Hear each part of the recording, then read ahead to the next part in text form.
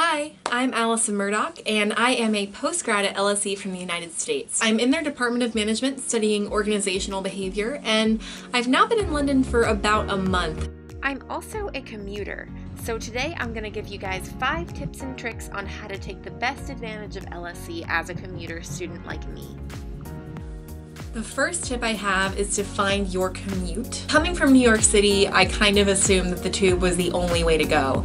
But when I gave the bus a chance, I realized it was a much more pleasant experience for me. You get to sit, you get to relax, you can do your readings, and if I hadn't experimented with my commute, I probably wouldn't have discovered it. So try a few things out before you commit to one.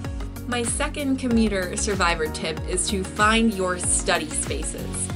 Every neighborhood has a few really good study spaces around, whether they be libraries, coffee shops, bookstores, so try a few places and see which one is good for you. My third piece of advice is to get involved in an LSE community club or society.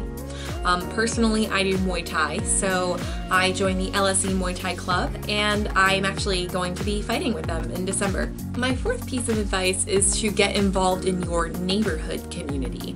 London is an incredible and diverse city with so many different types of people.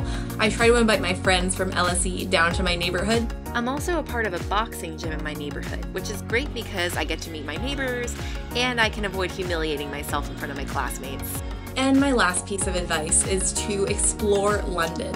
One of the biggest advantages of being a commuter is that you really don't get stuck in a neighborhood bubble, so you never have to stop exploring London and seeing new sights. I hope you enjoyed, and I'll see you all soon.